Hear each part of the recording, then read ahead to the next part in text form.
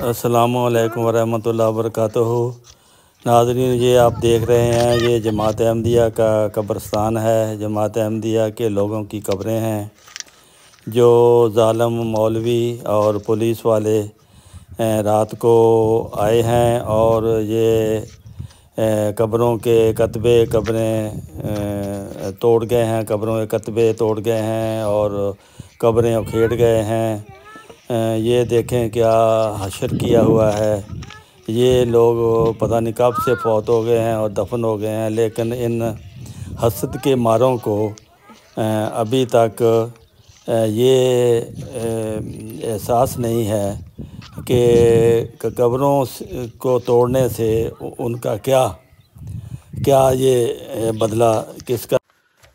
अस्सलामु अलैकुम वरहमतुल्लाहि वबरकातुहू। आज 8 अक्टूबर है, लेकिन एक 8 अक्टूबर 2005 में भी आई थी, जिसमें एक बहुत बड़ा ज़लज़ला आया था पाकिस्तान में। और उस ज़लज़ले में अल्लाह ताला ने जमात अहमदिया के अफराद की ताईद व नुसरत की थी। किसी अहमदी का ना जानी नुकसान हुआ था, ना माली नुकसान हुआ था। वो मौजज़ाना तौर पर अल्लाह ताला ने सिर्फ़ अहमदियों को बचाया था, उस इलाके में जो रहते थे। एक इसकी मिसाल मैं बताता हूँ कि एक स्कूल में,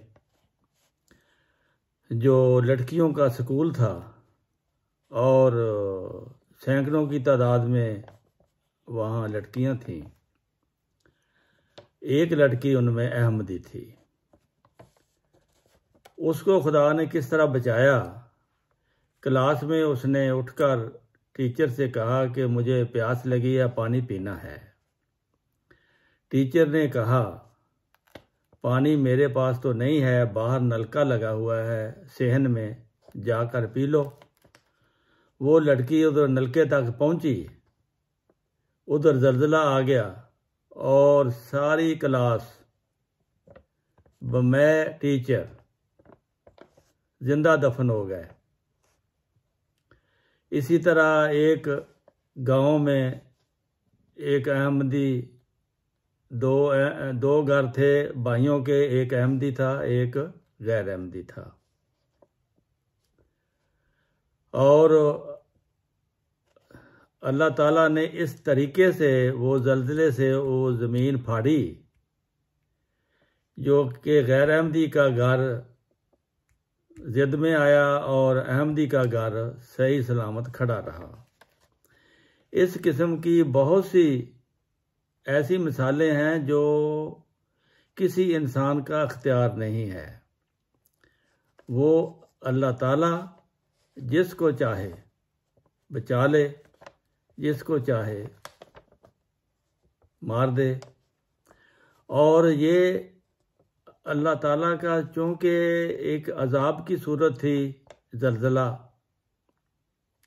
और उसमें अल्लाह ताला का वादा है कि अजाब से जमात अहमदिया को अल्लाह ताला बचाएगा अगर वो अपने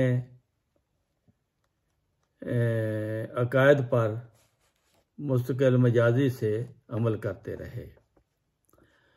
तो इस तरह अल्लाह ताला ने जो वादा किया है कि आग है, वो आग से सब बचाए जाएंगे जो कि रखते हैं खुदाए जुल अजायब से प्यार, जो अल्लाह ताला से प्यार करते हैं।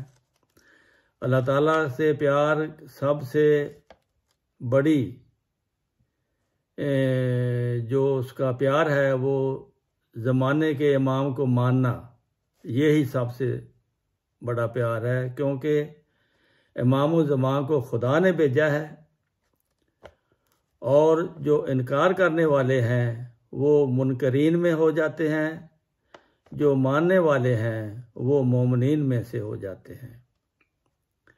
तो ये अज़ाब मोमिनीन के लिए नहीं था, ये अज़ाब मुनकरीन के लिए था। इसी तरह दूसरी कौमों को जब अल्लाह ताला ने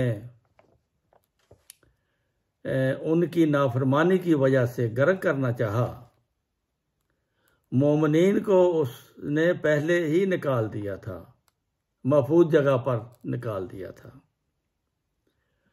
तो हम कुरान करीम में नबियों की कहानियाँ देखते हैं, पढ़ते हैं कि जिस कौम पे अजाब भेजना हो अल्लाह ताला पहले फरिश्तों को भेज देता है और मोमिनों को वहाँ से निकाल देता है, या अल्लाह ताला के पास बचाने के कई तरीके हैं।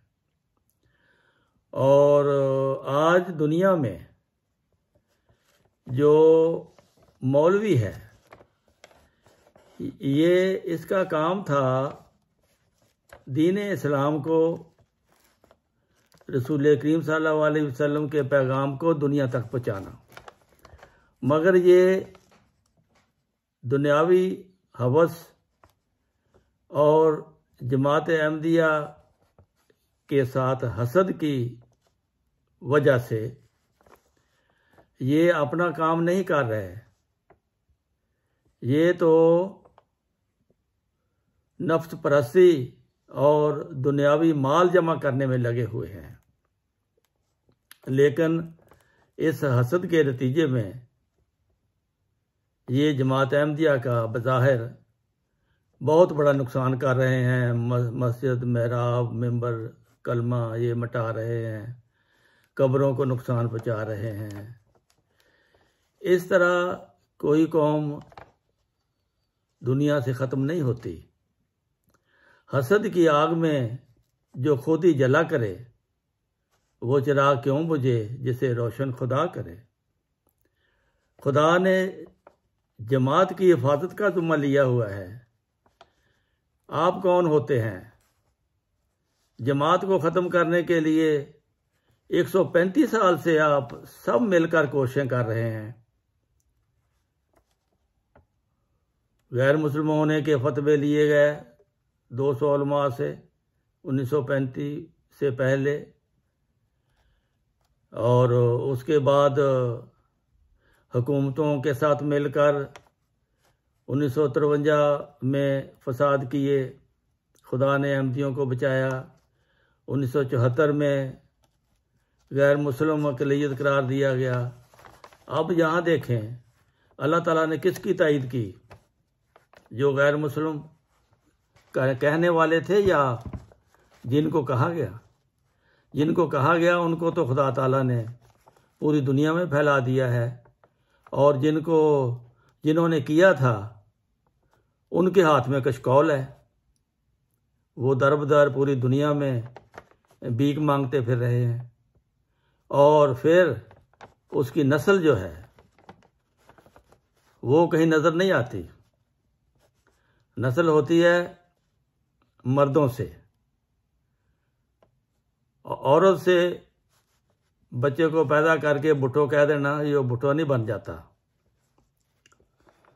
तो इस तरह उसके बाद ज़ियाउल हक ने अपना इसको कैंसर करार देकर इंतहाई जुल्म किया। कलमा पढ़ने से भी मना कर दिया। कुरान और तलावत कुरान, अज़ान, नमाजें, बहरहाल पूरी कोशिश की, लेकिन उसके साथ खुदा ताला ने उसको ये नाम दिया कि उसको जिंदा जलाकर उसके टुकड़े टुकड़े कर दिए। दोज़ख की आग में, दुनिया में ही उसको दोज़ख की आग दिखा दी। तो ये जमात जो खिदमत कर रही है,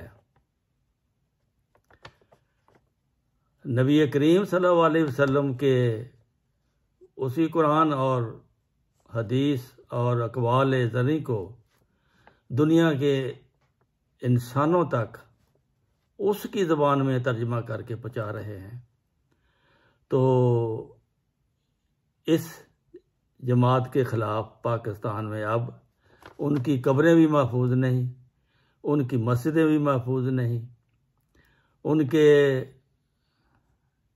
कलमा ला इलाहा इल्लल्लाह मुहम्मद रसूलुल्लाह लिखा होता है, जो ये मौलवी भी वही पढ़ते हैं, लेकिन वो पढ़ते हैं उनको कुछ नहीं, और ये पढ़ते हैं तो इनको सज़ा होती है। ये चीज़ें बता रही हैं कि अल्लाह ताला की तईद व नुसरत किसके साथ है। जब से ये अहमदियों पर जुल्म शुरू हुआ है, तब से पाकिस्तान के अवाम की, हुकूमत की, फ़ौजों की ज़िल्लत और ख़ारी, नाकामी, नामरादी और फ़कीरों की तरह मुल्क को चलाने के लिए मिन्नतें करना दूसरे मुल्कों में जाकर, ये इनको मिला है सिला। लेकिन अभी तक किसी के कान पर जूं नहीं रेंगती।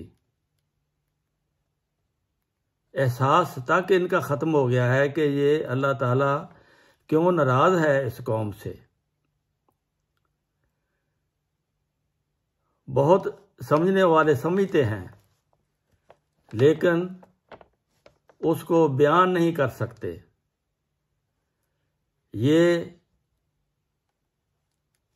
हालात जो हैं पाकिस्तान में, इस वजह से पाकिस्तान की हालत दुनिया के बदतरीन ममालिक से भी नीचे जा चुकी है।